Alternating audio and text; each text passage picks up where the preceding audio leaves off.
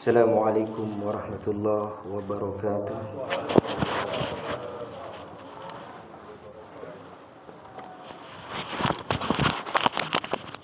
Allahu Akbar, Allahu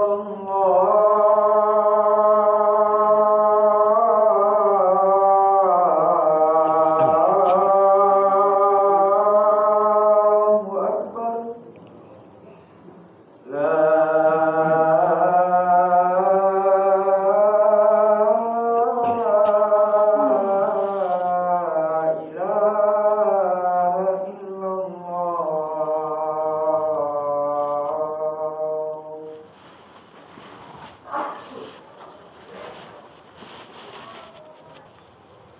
Innal hamdalillah nahmaduhu wa nasta'inuhu wa nastaghfiruh wa na'udzu billahi min shururi anfusina wa min sayyiati a'malina may yahdihillahu fala mudilla lahu wa may yudlil fala hadiya lahu. Asyhadu an la ilaha illallah wa asyhadu anna Muhammadan abduhu wa rasuluhu la nabiyya ba'da. Allahumma salli ala Muhammad wa ala ali Muhammad kama sallaita ala Ibrahim wa ala ali Ibrahim fil alamina innaka Hamidum Majid. Faya ayyuhal muslimun usikum wa nafsi bitaqwallah faqad fazal muttaqun. Kama qala ta'ala a'udzu billahi minasy syaithanir rajim. Bismillahirrahmanirrahim. Ya ayyuhalladzina amanu taqullaha haqqa tuqatih wa la tamutunna illa wa antum muslimun. Wa qala aidan Ya ayyuhalladzina amanu taqullaha wa qulu qawlan shadida yuslih lakum a'malakum wa yaghfir lakum dunubakum wa may yuti'illaha wa rasulahu faqad faza fawzan 'azima. Shadaqallahul azim. Hadirin sidang Jumat yang dirahmati Allah Subhanahu wa taala. Mengawali Jumat kali ini di bulan Zulqa'dah 1443 Hijriah. Marilah kita bersyukur kepada Allah Subhanahu wa taala karena sampai hari ini kita masih dilembutkan hati kita oleh Allah Subhanahu wa taala sehingga kita mampu untuk membuktikan komitmen iman kita untuk melaksanakan salat Jumat secara berjamaah. Ini patut kita syukuri karena tidak semua yang merasa dirinya muslim diberikan kelapangan hati oleh Allah Subhanahu wa taala untuk melaksanakan salat Jumat secara berjamaah. Hadirin sidang Jumat yang dirahmati oleh Allah Subhanahu wa taala. Di bulan ini ribuan kaum muslimin calon jemaah haji berangkat ke tanah suci. Jemaah haji Indonesia telah berangkat hampir seluruhnya ke tanah suci. Kita doakan mudah-mudahan mereka dimudahkan oleh Allah Subhanahu wa taala, diselamatkan dan hingga kembali ke tanah air ini. Dan mudah-mudahan kita diberi kesempatan oleh Allah Subhanahu wa taala menjadi tamu Allah dan dijamu oleh Allah dengan sebaik-baiknya. Amin ya rabbal alamin. Kisah haji tidak mungkin bisa dilepaskan dengan kisah Nabi Ibrahim alaihissalam. Seorang nabi yang tidak saja memiliki gelar Abul Anbiya, bapaknya para nabi, tetapi beliau mampu meletakkan tauhid kepada Allah Subhanahu wa taala. Seorang nabi yang mampu menyempurnakan ujian dengan sebaik-baiknya. Secara langsung Allah Subhanahu wa taala berfirman dalam surah Al-Baqarah, A'udzubillahi minasyaitonir rajim. Wa idibtala Ibrahim rabbuhu bikalimatin fa'atammahun. Qala inni ja'iluka lin-nasi imama. Qala wa min dzurriyyati. Qala la yanalu ahdidz zalimin. Wa idibtala Ibrahim rabbuh. Dan ingatlah ketika Tuhannya Allah Subhanahu wa taala menguji Ibrahim bikalimatin dengan beberapa kalimat. Para ulama tafsir sepakat mengartikan bikalimatin ialah dengan al-awamir wan nahawi. Segala bentuk perintah-perintah dan larangan-larangan. Fa'atammahun, maka Ibrahim mampu menyempurnakan ujian-ujian itu. Fa'atammahun, Nabi Ibrahim mampu menyempurnakan perintah-perintah dan larangan itu. Qala, Allah berfirman, inni za'iluka lin-nasi imama. Sesungguhnya aku ingin menjadikan kamu, wahai Ibrahim, sebagai imam bagi segenap manusia. Kata-kata imaman secara tersirat kita bisa menangkap ujian yang Allah berikan kepada Ibrahim. Tujuannya hanyalah Allah ingin menjadikan Ibrahim sebagai imam, sebagai pemimpin. Qala, kemudian Ibrahim menjawab, wa min dzurriyyati. Dan apakah dari keturunanku ya Allah engkau jadikan imam itu? Qala, kemudian Allah berfirman, la yanalu ahdidz zalimin. Janjiku tidak akan mengenai orang-orang yang zalim. Hadirin sidang Jumat yang dirahmati Allah Subhanahu wa taala. Ayat ini menjelaskan kepada kita secara langsung Allah Subhanahu wa taala mengungkapkan bahwa hanya Nabi Ibrahim yang mampu menyempurnakan ujian-ujian itu dengan sesempurna-sesempurna. Bisa jadi derita yang hadir, yang datang kepada kita, entah itu dari harta kita, entah itu dari anak-anak kita, yakin kepada Allah Subhanahu wa taala bahwa ujian-ujian itu hanyalah untuk menguji iman kita dari Allah Subhanahu wa taala. Hadirin sidang Jumat yang dirahmati Allah Subhanahu wa taala. Kemudian dalam tafsir At-Tabrani, Imam At-Tabrani mengatakan bahwa ada 4 ujian-ujian yang diberikan kepada Nabi Ibrahim alaihissalam, sehingga Nabi Ibrahim mampu menggapai gelar Khalilullah, mampu menggapai gelar kekasih Allah. Dalam tafsirnya At-Tabrani mengatakan, ibtalahullahu bi amrin azim. Sesungguhnya Allah menguji Ibrahim dengan amrin azim, urusan-urusan yang besar. Perkara-perkara yang luar biasa dan bukan perkara-perkara yang biasa-biasa saja. Kata Imam At-Tabrani, mengapa Ibrahim mampu menyempurnakan ujian-ujian tersebut?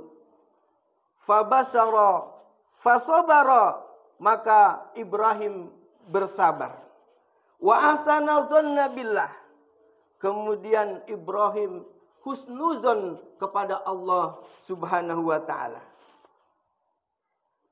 Dalam pandangan Imam At-Tabrani, ada 2 hal mengapa Ibrahim mampu menerima segala bentuk ujian dari Allah Subhanahu wa taala. Yang pertama adalah fasobara. Ibrahim senantiasa bersabar. Kemudian yang kedua, ahsana dzanna billah. Ibrahim senantiasa husnuzon kepada Allah Subhanahu wa ta'ala. Seberat apapun ujian yang Allah berikan buat kita, kalau kita sabar dan husnuzon kepada Allah Subhanahu wa ta'ala, maka Allah akan memberikan yang terbaik buat kita. Rasulullah sallallahu alaihi wasallam bersabda, "Innallaha idza ahabba qauman ibtalahum." Sesungguhnya apabila Allah mencintai suatu kaum, maka pasti Allah akan mengujinya. Hadirin yang dirahmati Allah Subhanahu wa ta'ala. Kata Imam At-Tabrani, "Fa'awwalu zalik." Maka yang pertama dari ujian-ujian tadi yang diberikan kepada Nabi Ibrahim alaihissalam adalah al-kaukab wal qamar was sams.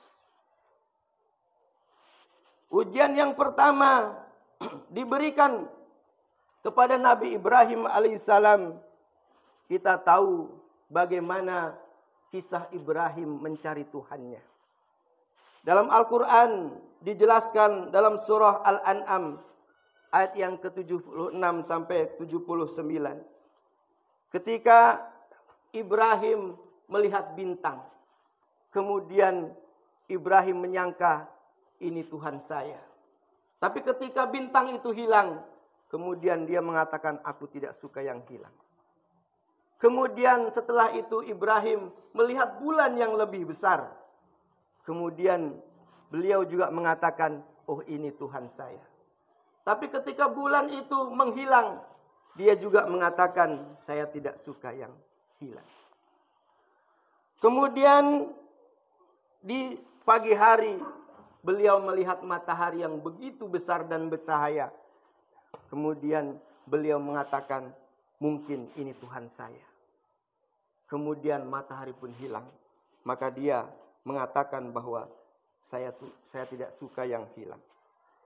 Hingga akhirnya Ibrahim bisa menyimpulkan dalam surah Al-An'am disebutkan, Inni wajjahtu wajhiya lilladzi fataras samawati wal ard. Ibrahim mampu mengungkapkan, aku hadapkan wajahku kepada Zat pencipta langit dan bumi.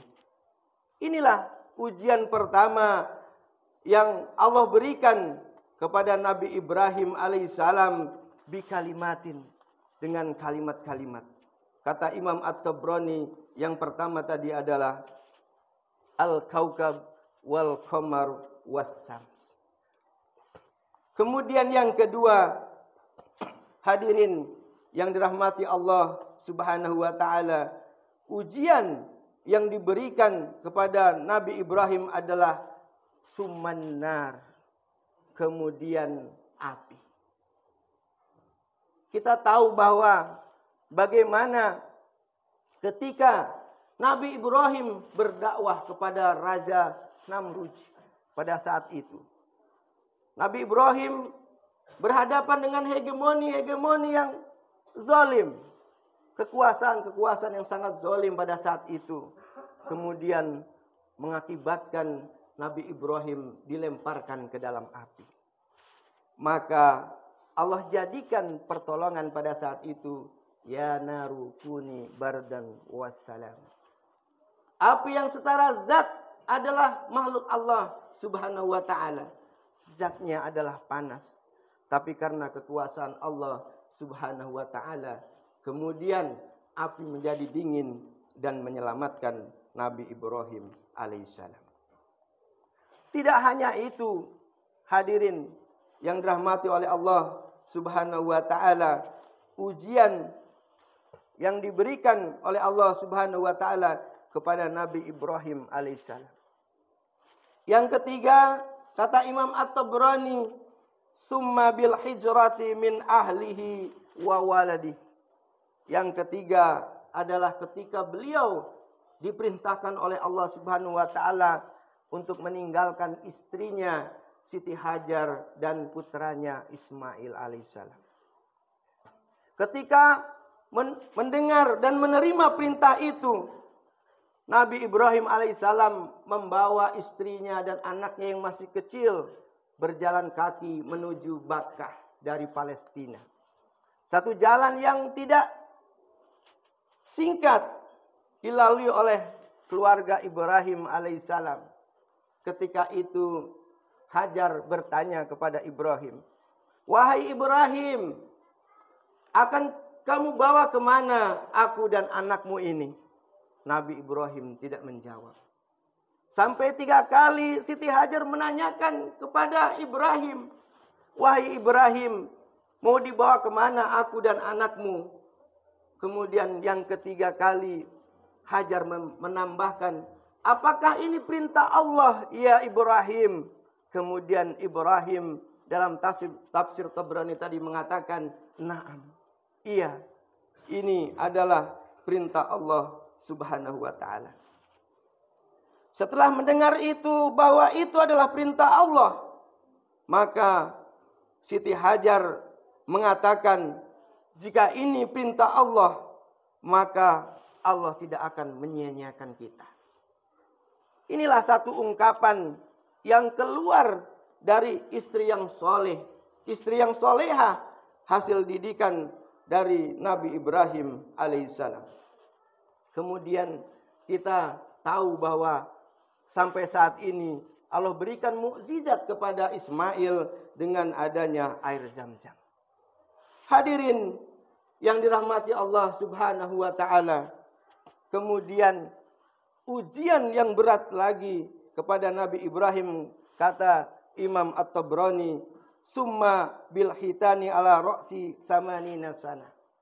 Perintah Allah Subhanahu wa ta'ala untuk berhitan ketika Nabi Ibrahim berumur 80 tahun. Hadirin yang dirahmati oleh Allah Subhanahu wa ta'ala. Dalam riwayat lain dijelaskan bahwa Nabi Ibrahim menghitan dirinya sendiri dengan menggunakan batu. Kita bisa bayangkan begitu berat perintah Allah Subhanahu wa ta'ala, ujian yang diberikan kepada Nabi Ibrahim alaihissalam, tapi beliau bisa menyempurnakannya. Hadirin yang dirahmati Allah Subhanahu wa ta'ala. Kemudian yang terakhir, apa kata Imam At-Tabrani dalam tafsirnya, ujian yang paling berat adalah ketika beliau summa bidabhil walad. Ketika Nabi Ibrahim alaihissalam diperintahkan oleh Allah Subhanahu wa ta'ala untuk menyembelih putranya Ismail.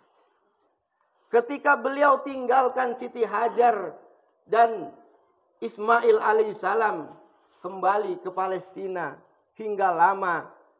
Dalam tafsir mengatakan hingga 14 tahun. Kemudian beliau kembali ingin melihat putranya Ismail. Kemudian setelah bertemu dengan Ismail, Allah memerintahkan untuk menyembelihnya. Ini merupakan ujian di atas ujian. Kalau boleh dikatakan ini adalah ujian terberat bagi seorang ayah. Ketika Ibrahim menantikan puluhan tahun untuk mendapatkan seorang putra, kemudian Allah kabulkan. Setelah diberikan, Allah uji lagi, kemudian bertemu ketika menganjak dewasa, kemudian Allah perintahkan ia untuk membunuhnya. Maka dalam surah Al-Fusilat Allah menjelaskan, ketika Ibrahim sampaikan kepada Ismail, "Ya Ismail, inni ara fil manam." Aku melihat dalam mimpiku, aku diperintahkan untuk membunuhmu. Kata Ismail, seorang yang telah dididik oleh istri yang soleha, apa jawaban Ismail? Seorang anak yang soleha, seorang anak yang soleh, yang tahu betul bahwa orang tuanya adalah seorang nabi. Mimpi nabi adalah benar. Maka kata Ismail, lakukanlah ayahku. Insya Allah satajiduni, insya Allah minas sabirin. Begitu luar biasa cerita ini menggambarkan kepada kita bahwasanya tidak mudah ujian yang diberikan oleh Allah Subhanahu wa ta'ala kepada Nabi Ibrahim alaihissalam. sehingga beliau memperoleh gelar Khalilullah. Fattahiduhu Khalilullah. Maka Allah berikan gelar kepadanya Khalilullah, kekasih Allah. Hadirin sidang Jum'ah yang dirahmati Allah Subhanahu wa taala. Ini bisa kita jadikan ibrah. Bagaimana ketika kita ingin menjadi kekasih Allah, kita ingin dicintai oleh Allah Subhanahu wa taala, maka ada dua yang kunci. Yang pertama adalah sabar. Apapun ujian yang diberikan oleh Allah, mungkin berupa kelapangan, mungkin berupa anak, mungkin berupa harta, itu adalah ujian dari Allah, maka kita tetap bersabar. Kemudian yang kedua adalah ahsanuzanna billah, selalu husnuzan kepada Allah Subhanahu wa taala. Inilah dua kunci yang Ibrahim lakukan sehingga dia mampu menyempurnakan setiap ujian-ujian dan perintah-perintahnya. Barakallahu li wa lakum fil Qur'anil azim wa nafa'ni wa iyyakum bima fihi minal ayati wa zikril hakim. Aqulu qawli hadza fastaghfirullahu li wa lakum wastaghfiru innahu huwal ghafurur rahim.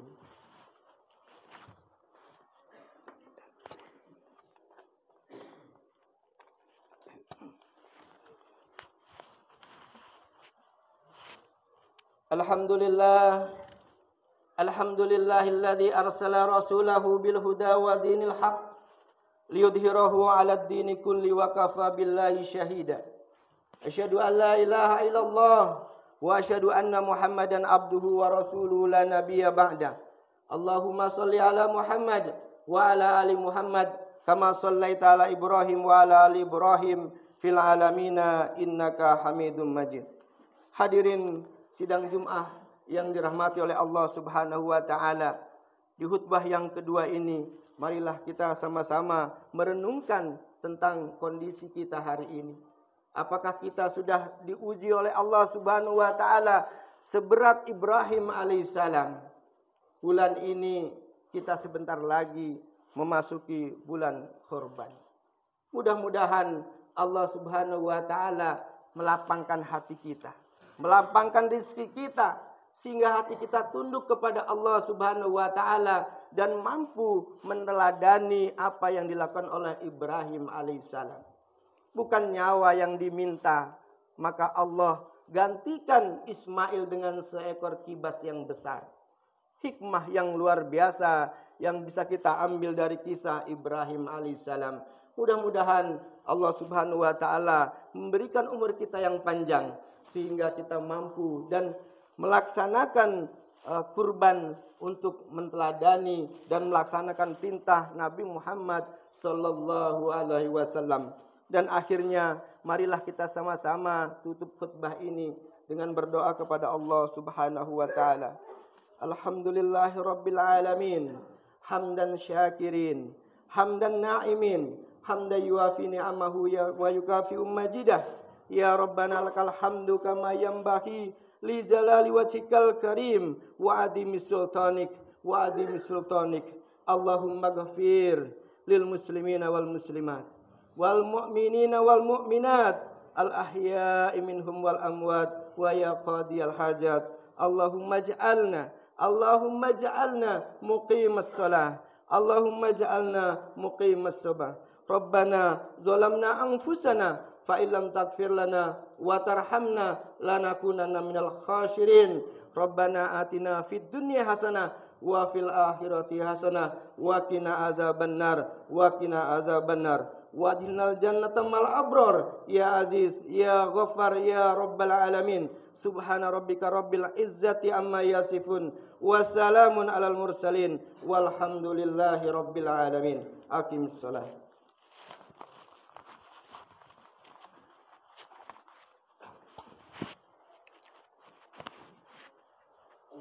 Allah